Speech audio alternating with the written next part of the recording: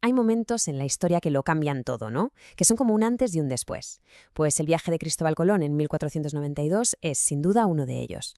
Y ojo, no fue solo un descubrimiento, fue un encuentro, casi por accidente, con unas consecuencias tan, pero tan grandes que literalmente redibujaron el mapa del mundo tal y como se conocía. Vamos a pararnos a pensar en esto un segundo. ¿Cómo es posible que algo tan típico como las patatas en Irlanda, los tomates en Italia o el chocolate en Suiza tengan su origen en un error de cálculo monumental? Pues esa es la increíble historia que vamos a desgranar hoy. Cómo un viaje que buscaba especias terminó, por pura casualidad, revolucionando la despensa de todo el planeta. Así que la clave de todo esto es que el viaje de 1492 fue mucho más que poner una bandera en una playa.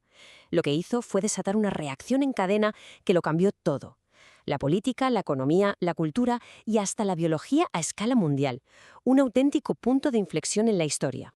Venga, vamos al lío. ¿De dónde sale todo esto? ¿Quién era el hombre que estaba detrás de esta misión casi suicida? ¿Y cuál fue el acuerdo, el contrato de alto riesgo que lo hizo posible? Esto no era una aventurilla, ¿eh? Esto era un negocio con mayúsculas. Las capitulaciones de Santa Fe eran, en pocas palabras, el contrato para la mayor apuesta de la historia. Si a Colón le salía bien la jugada, no es que fuera a abrir una simple ruta comercial, es que se iba a convertir en uno de los hombres más poderosos y ricos del mundo. Casi nada. Y aquí lo tenemos, Cristóbal Colón, un navegante genovés con una idea fija, casi una obsesión, llegar a Asia navegando siempre hacia el oeste. Su objetivo, que quede claro, no era encontrar un nuevo continente. Nadie en Europa sospechaba que hubiera algo así en medio, sino encontrar un atajo a las fabulosas riquezas de Oriente. Bueno, pues con el contrato ya firmado y los barcos listos, la expedición se pone en marcha. Comienza un viaje hacia lo completamente desconocido que, sin que nadie lo supiera, iba a cambiar el rumbo de la humanidad. La fecha 3 de agosto de 1492. Esta pequeña flota zarpó del puerto de Palos. 3 naves adentrándose en el Atlántico, un océano que en aquella época era, en fin, un mapa casi en blanco. La tripulación no tenía ni la más remota certeza de que volverían a ver tierra firme. Ahora, fijaos bien en el mapa. Lo que es realmente increíble es la audacia del plan. Esta línea roja que vemos es la ruta, una apuesta directa a ciegas a través del océano para llegar, supuestamente, al otro lado del mundo. Lo que no sabían es que justo en medio, había un continente entero. Pasaron más de 2 meses. La tripulación estaba ya al borde del motín, desesperada, y entonces llegó el momento. Estas palabras, que quedaron registradas en los diarios de a bordo, marcan el instante preciso en que 2 mundos que habían vivido separados por un océano chocaron por primera vez. La fecha, por supuesto, quedó grabada en la historia. El 12 de octubre, la expedición pisó tierra en una isla de lo que hoy son las Bahamas. Colón y sus hombres estaban convencidísimos de que habían llegado a las afueras de Asia. Estaban, claro, muy equivocados. Y este es el momento del encuentro.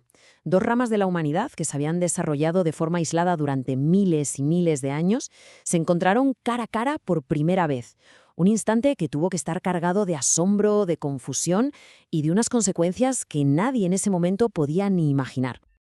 Y aquí viene lo más increíble de todo, la gran paradoja de esta historia.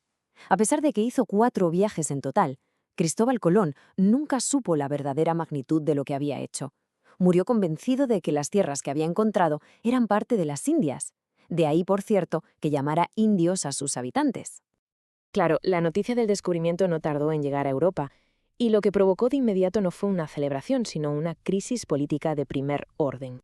De repente, había un pastel enorme y desconocido por repartir, y las 2 únicas naciones con barcos y tecnología para explorarlo, España y Portugal, chocaron de frente. Ambas querían, lógicamente, asegurarse su trozo de esas nuevas tierras y sus riquezas. Y la solución a este conflicto fue... es que es para no creérselo. Con la mediación del Papa, las 2 potencias se sentaron y, literalmente, cogieron un mapa, trazaron una línea vertical y se repartieron el planeta. Es uno de los actos geopolíticos más bestias de la historia. A ver, para que se entienda fácil, todo lo que se descubriera al oeste de esa línea imaginaria sería para la Corona de Castilla, y todo lo que estuviera al este para Portugal. Esta simple división, por ejemplo, es la razón por la que hoy en Brasil se habla portugués y en casi todo el resto de Latinoamérica español. Bueno, dejamos la política a un lado y volvemos a las consecuencias a largo plazo, a esa pregunta que nos hacíamos al principio sobre la comida. ¿Qué supuso este encuentro para la vida de la gente de a pie en todo el mundo? La llegada de metales preciosos desde América fue una auténtica balanza. Este torrente de oro y plata no solo sirvió para financiar el gigantesco imperio español, sino que inyectó una cantidad de dinero sin precedentes en la economía de toda Europa, poniendo las bases del capitalismo moderno. Pero claro, tanto dinero nuevo de golpe tuvo un efecto secundario que hoy conocemos muy bien, la inflación. Los precios se dispararon por toda Europa, un fenómeno que los historiadores llaman la revolución de los precios. O sea, que el descubrimiento se notaba, y mucho en el bolsillo de la gente común. Y aquí está, por fin, la respuesta a nuestra pregunta inicial.